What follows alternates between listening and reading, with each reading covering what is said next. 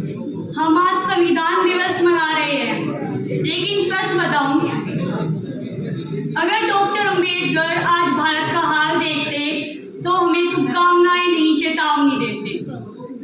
माननीय अध्यापकगण और मेरे साथियों, मैं Lakshmi Khatana, BA-LB 3rd year student, आज संविधान दिवस पर सिर्फ तालियां बजाने या बजवाने नहीं आई हूँ, कुछ कड़वी सच्चाई बोलने आई हूँ। और अगर मेरे संबोधन में कोई त्रुटि हो जाए तो उसे क्षमा कर देना, लेकिन मैंने कोशिश की है कि किसी गलती की कोई उपेक्षा ही ना।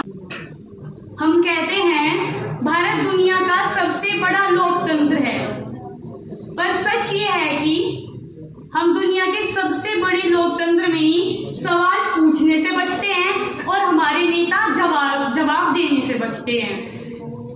संविधान ने मीडिया को आजादी दी ताकि वह सत्ता को जवाबदेह बना सके, लेकिन वर्ल्ड प्रेस फ्रीडम इंडेक्स 2024 में भारत 159वें स्थान पर है, 180 में 159। क्या ये गर्व की बात है? नहीं। हमारे देश की मीडिया मणिपुर में हो रही हिंसा से ज्यादा सचिन और सीमा की प्रेम कहानी में रुचि रखती है। हमारे देश की मीडिया SST के खिलाफ हो रहे प्रोटेस्ट से ज्यादा हमारे माननीय प्रधानमंत्री नवरात्रि के 9 दिन क्या आहार लेते हैं इस चीज में ज्यादा रुचि रखती है। आज मीडिया को चौथा स्तंभ नहीं, चार्ज किया हुआ स्तंभ कहा जाता है। डिबेट में जनता के मुद्दे नहीं, सेट किए हुए सवाल, तय किए हुए पैनल और एडिट किया हुआ सच आता है। जब मीडिया सवाल पूछना छोड़ दे तो लोकतंत्र सिर्फ भीड़ बन जाता है, जागरूक नागरिक नहीं। सच बोलो तो भारत में कास्ट अब भी जिंदा है। आरक्षण का उद्देश्य था सबको बराबर लाना, पर देखिए हमारी विडंबना तो देखिए, आजादी के 79 साल बाद भी हम ये इस मंच पर खड़े होकर, जब हमें आरक्षण को हटा देना चाहिए था, आज हम खड़े होकर ये बात कर रहे हैं कि आरक्षण को किस प्रकार और मजबूत किया जा सके। नीति आयोग के 2023 का डाटा बताता है भारत में लगभग 23 करोड़ लोग गरीब हैं। भारत के ग्रामीण एरिया में 51% OBC और 43% SC/ST परिवारों की आय आज भी 5000 से कम है, यानी कास्ट बेस्ड बैकवर्डनेस अब भी जिंदा है।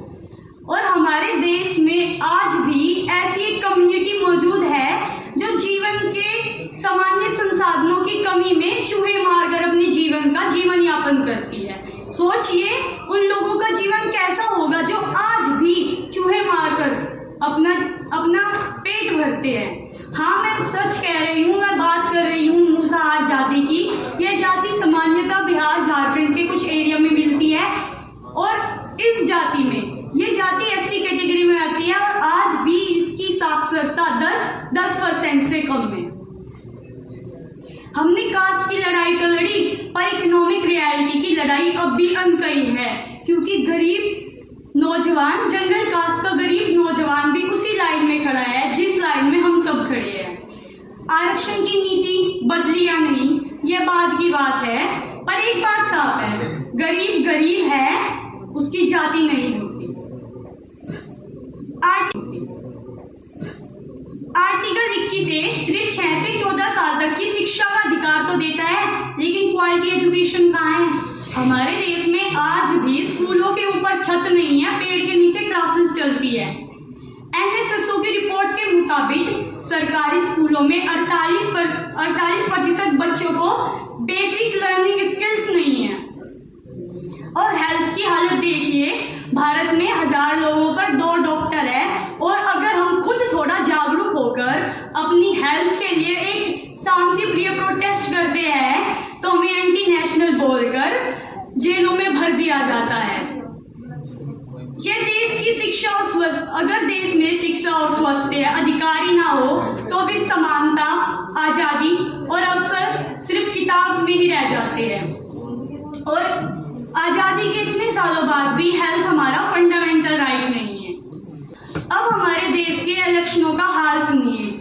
ADR की रिपोर्ट कहती है 2024 के चुनाव में 30% उम्मीदवार आपराधिक मामलों के आरोपी है और देखिए हमारे देश की विडंबना, हमारे देश के लिए मेडल लाने वाली पहलवान बेटियों को जंतर मंतर से खदेड़ दिया जाता है क्योंकि वो किसी सत्ताधारी पार्टी के नेता के खिलाफ प्रोटेस्ट कर रहे हैं।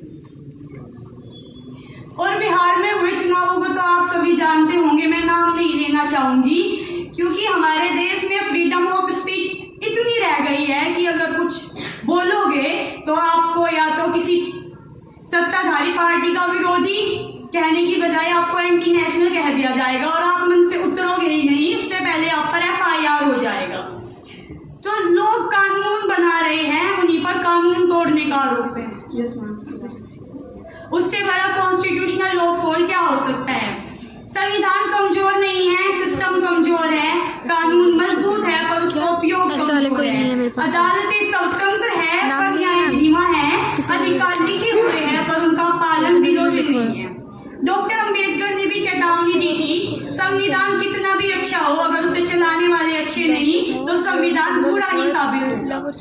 अब मैं अपनी वाणी को विराम देना चाहूंगी। मैं ये नहीं कहूंगी कि संविधान महान है क्योंकि वो तो है ही, गौर फरमा लीजिएगा सभी कोई। मैं नहीं कहूंगी कि संविधान महान है क्योंकि संविधान तो महान है ही। मैं कहूंगी कि अगर मीडिया आजाद नहीं, अगर राजनीति साफ नहीं, अगर मीडिया आजाद नहीं, अगर राजनीति साफ नहीं, अगर गरीबी कास्ट से बड़ी हकीकत है और अगर शिक्षा स्वास्थ्य अधिकार नहीं तो संविधान किताब बन जाएगा और हम सिर्फ दर्शक। हमारी पीढ़ी को संविधान याद नहीं, संविधान को पुनर्जीवित करना है, सवाल पूछना है, सिस्टम को सुधारना है और लोकतंत्र की भीड़ से नागरिक बनना है। धन्यवाद।